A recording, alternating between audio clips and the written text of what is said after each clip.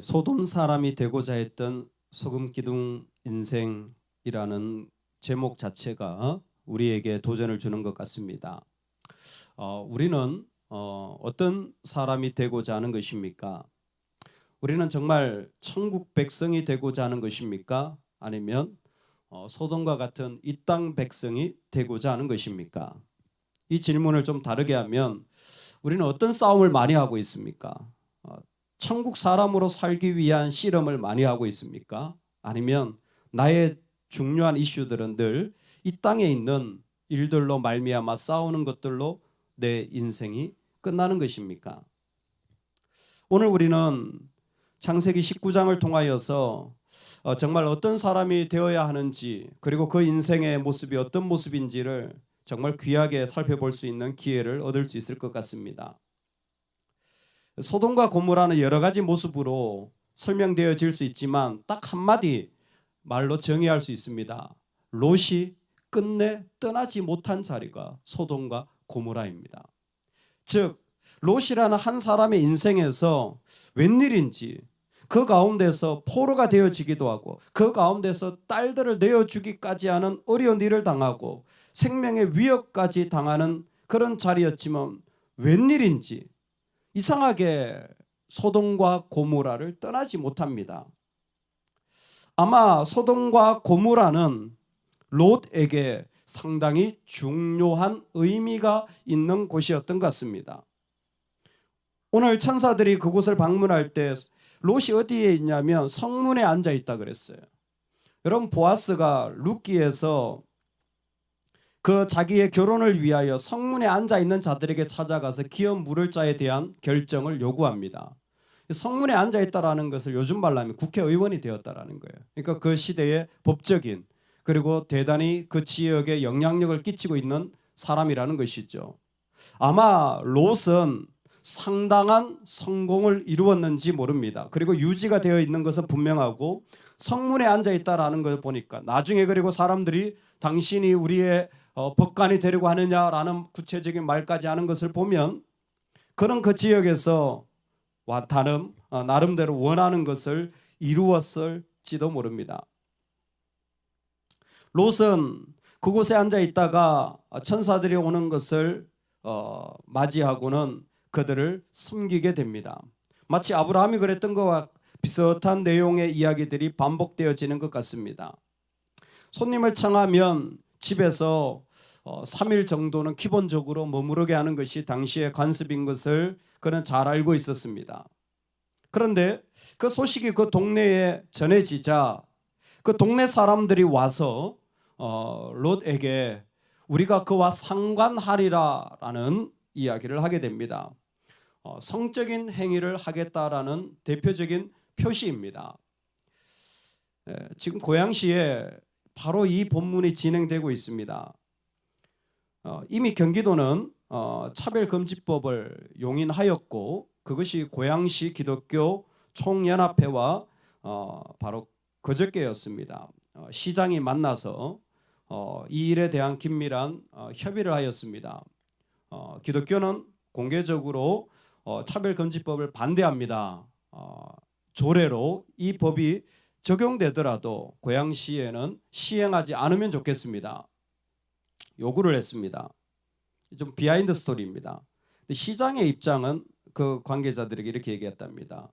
나도 당에 속한 사람이라 당이 결정한 것을 일개 시장이 반복했다가는 내 정치 생명도 끝난다. 그 전에 그런 예도 있었다. 그래서 반대할 수는 없다. 그러나 본인도 동성애가 용인되어지는 것을 원하지 않는다. 아시겠지만 차별금지법 안에는 저처럼 이렇게 만약 동성애가 성경이 말한 죄입니다 얘기하면 누군가 고발하면 그 사람은 형사법으로 바로 처벌받을 수가 있는 조항도 들어가 있습니다. 그러니까 목회자들에겐 치명적인 거예요. 절대 그런 얘기를 설교 시간에 하는 것이 요즘 사회적으로 이슈가 되어지는 것처럼 더 큰 이슈가 되어질 수도 있는 거죠. 교회가 법을 어긴다 뭐 이렇게 나올 수도 있는 겁니다. 그래서 그 조율을 하는 가운데 내부적으로 이렇게 조율이 된 것 같습니다. 시장으로서는 할 수 있는 게 없다. 다만 시민들이 강력하게 요구하면 그것을 이유로 자신이 있는 위치에서 이것은 좀 적용하기 어렵지 않겠나, 그렇게 한번 요구하고 의회에 결정을 요청할 수는 있을 것 같다. 그 일을 기독교가 해달라. 그 담당자 중에 면담을 했던 분 중에 지인이 있어서 지금 전국 고양시에 있는 교회들의 소위 말해서 차별금지법 반대 사인을 하고 있고, 저희 교회도 어제 예배 때 뒤편에 뒀습니다. 주일날 광고가 나갈 겁니다. 여러분 꼭 사인을 해주시면 좋겠어요. 뭐 차별금지법 안에 참 좋은 내용도 많지만 성경에 위배되는 상상도 하기 어려운 이야기들이 포함되어 있는 것도 사실이니까 그 조항은 빼고 그리고 적용했으면 좋겠다라는 것이 주 이슈입니다. 지금 소돔과 고모라에 일어난 일이 무엇입니까? 바로 이러한 일을 원한다라는 것입니다. 그런데 이런 죄는 늘 죄만으로 끝나지 않습니다. 이것이 공격적인 위협으로 나타나고 결국 그곳에 있는 롯과 가족과 모든 사람을 위협하기에 이릅니다. 죄는 점점 더 커지지 작아지지 않습니다. 그때 이상한 행동을 하는 롯이 등장합니다. 자기의 딸을 내어줄 테니까 손님은 건드리지 말라라는 딜을 하는 것입니다. 당시에 딸들은 지위가 낮았고 또 호주들은 손님을 생명처럼 보호해야 된다라는 관습이 아마 적용되어졌을 것입니다. 무엇보다 본문에서 보면 이 딸들에게 누가 있습니까? 약혼자들이 있습니다. 고대 건동에서는 약혼자가 있는 여자를 만약에 강간하게 되면 이건 사형에 처해진다라는 법이 당시에도 존재한 것으로 파악이 되어집니다. 롯은 아마 이런 부분을 염두에 두고 설마 이렇게까지 했는데 이놈들이 이렇게까지 요구하겠어? 라는 그러한 생각이었는지 모르겠습니다. 그때 그렇게까지 했지만 이 사람들의 죄악의 행위는 멈추지 않고 문을 부수고 들어오려고 할 때에 천사들이 그들의 눈을 멀게 하여서 그들을 건져내는 일을 하게 됩니다. 여러분 이 장면을 가만히 보면 참 안타깝습니다. 뭐가 안타깝냐? 소돔과 고모라에 있었을 때 롯은 사실 어려움을 당했고 그 어려움을 당한 자리에 자기 삼촌이 와서 그곳에 있는 거민들과 자신을 구해준 이력이 있습니다. 그러니까 소돔과 고모라 사람은 이 롯 집안에 빚을 졌어요. 그렇지 않습니까? 그 빚을 진 사람들이 이 사람이에요. 그리고 지금 자기는 마을 유지입니다. 그리고 자기 딸은 그곳 사람들과 결혼하려고 하는 거예요. 뭡니까? 그곳에 완전히 동화되어서 그곳 사람들로 그곳에 있는 한 주민으로 살아가려고 무단히도 애를 썼던 사람입니다. 그런데 9절에 보니까 한마디로 지금 자신의 위치가 들통이 나는데 바로 객이라는 것입니다. 외부인이라는 것입니다. 그들이 들어왔을 때 더 이상 이 어떤 위치도 자기가 살아갔던 삶의 자리가 이방인 그 이상이 아니라는 것을 그들의 말을 통하여 그냥 확연하게 드러나는 거예요.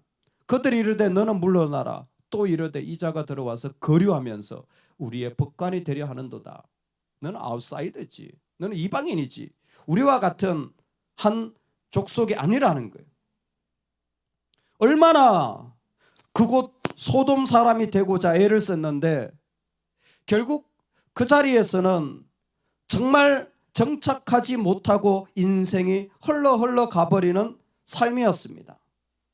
하나님이 바로 그곳에 있는 심판의 계획을 그 순간 롯에게 알려줍니다.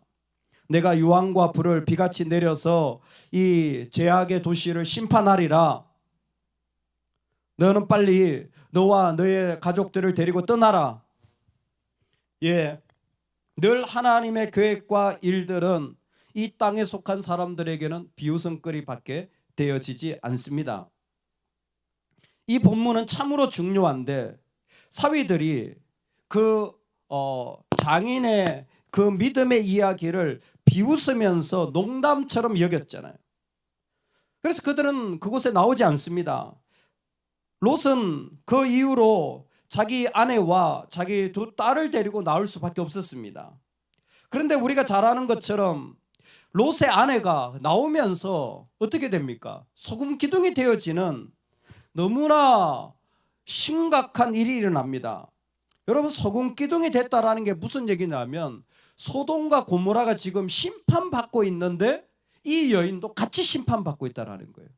소돔과 고모라가 저주 아래에서 멸망하고 있는데 이 여자도 같이 멸망당하고 있다라는 거예요. 이게 지금 동급으로 치고되고 있는 거예요. 소돔과 고모라가 얼마나 끔찍한 죄를 짓고 있습니까? 동성애라는, 하나님을 대적하는 이런 일을 짓고 있는데 그곳에서 도망쳐 나온 롯의 아내가 지금 그와 같은 저주 가운데 있다라는 것입니다. 소금 기둥으로 변했어요. 왜요? 그녀는 뒤를 돌아보았기 때문입니다. 왜 뒤를 돌아보았는지는 말하지 않아요. 그러나 뒤를 돌아보았기 때문이에요. 분명한 것 한 가지는 알 수 있는데 하나님이 이 부분에 대해서 구체적으로 얘기했습니다. 뒤를 돌아보거나 들판에 머물러 있지 말라라고 하나님 분명히 말씀하셨어요. 그럼에도 불구하고 뒤를 돌아보았다라는 것은 한 가지입니다. 하나님을 쉽게 생각한 거예요. 하나님을 쉽게 생각한 겁니다. 여러분, 소돔과 고모라의 죄가 동성애의 단순한 죄가 아닙니다. 하나님이 그들의 눈을 멀게 하여서 어디로 갈지, 어디에 있는지 문을 찾느라고 헤매게 하는 그 자리가 무엇이냐면 그들의 영적 무질서를 보여주는 거예요. 즉 소돔과 고모라에 있는 모든 사람들의 모습이 무엇이냐면 하나님을 쉽게 생각하는 거예요. 여러분, 우리가 살아가면서 이 부분은 꼭 짚고 넘어가야 합니다. 여러분, 교회를, 하나님을, 말씀을, 하나님의 사람들을 결코 쉽게 말하지 않으시기를 주의 이름으로 축원합니다. 여러분, 어떤 일이 있어도 그게 아무리 내가 오랜 동안 있었고 잘한다고 할지라도 절대로 그 부분은 쉽게 생각하시면 안 돼요. 그건 어떤 것보다 다시 한번 생각하고 다시 한번 생각하고 마지막 내 인생 끝에 얘기할까 말까 한 부분이 되어야 하는 것이 바로 하나님에 대한 것입니다. 롯의 아내는 어떻게 보면 분명한 메시지를 들었음에도 불구하고 정말 부끄럽게도 뒤를 돌아보아 다 잃어버리게 되었습니다. 롯은 이 일로 말미암아 아내를 잃어버렸고 자기의 모든 재산을 잃어버렸습니다. 여러분, 그러자 하나님이 가라고 명한 소 아래 머무는 것이 롯에겐 대단히 두려워지기 시작했습니다. 롯의 본질이 드러나는 거죠. 섬김도 할 줄 알았던 롯이지만 두려운 거예요. 여러분, 왜 두려운 줄 아십니까? 우리에게 두려움은 하나님을 딱 붙잡지 않았을 때예요. 우리 한 절 말씀 읽고 나머지 하나만 더 읽고 마치겠습니다. 19장 1절인데요. 같이 한번 읽겠습니다. 시작. 저녁 때에 두 천사가 소돔에 이르니 마침 롯이 소돔 성문에 앉아 있다가 그들을 보고 일어나 영접하고 땅에 엎드려 절하며 2절 이르되 내 주여 돌이켜 종의 집으로 들어와. 아멘. 아멘. 고까지 읽겠습니다. 롯이 심판을 받기 이전의 모습을 알 수 있는 가장 분명한 본문 두 가지는 그는 성문에 앉아 있었고 그는 자기 집에 거하는 사람이었다라는 것입니다. 롯과 아브라함의 차이를 보자면 한 가지입니다. 롯은 성문과 자기 집을 즐기던 사람이었어요. 성문과 자기 집을 즐기던 이 사람이 그 성문과 자기 집의 편안함이 잃어버렸을 때 두려워하는 것, 그리고 무엇보다 즉각적으로 심판이 임하여서 뒤를 돌아보며 하나님을 쉽게 생각했던 자기 아내가 죽음을 당하는 것을 보자 그의 마음에는 그곳에 있기도 불편한 두려운 마음이 생긴 겁니다. 여러분, 이것이 그에겐 기회였는데 이 두려움을 하나님을 피하는, 아니 더 적극적으로 하나님에게서 멀어지는 자리로 간다는 것이 그의 아픔입니다. 소알에서 떠나 굴로 들어갑니다. 굴로 들어가서 어떤 일이 납니까? 딸들이 아버지에게 술을 먹이고 세상 모든 사람들이 생각한 것처럼 아버지에겐 자식이 없으니까 우리가 이렇게 처녀로 굶어 죽어야 되겠다. 그러지 말고 아버지에게 아들을 낳게 해서 우리가 그렇게 살자. 이런 인간적인 생각을 하지 않습니까? 그래서 딸들이 술 먹여가지고 술을 먹고 그냥 근친상간이 일어났는데 롯은 어떻게 합니까? 몰라요. 영적 무기력입니다. 완전 영적 무기력에 빠진 거예요. 완전한 영적 무기력에 빠지자 그는 더 이상은 회복 불가능한 지경에 이릅니다. 그래서 롯의 이야기는 창세기 19장으로 끝나버려요. 끝나버립니다. 약속의 자녀가 아닌 것이 이렇게 아픈 거예요. 끝나고 롯은 더 이상 성경에서 등장하지 않습니다. 뿐만 아니라 이스라엘은 영원히 그가 낳은 모압과 암몬 자손과는 결혼하지 않는 것을 그들의 거룩의 중심에 두게 되어집니다.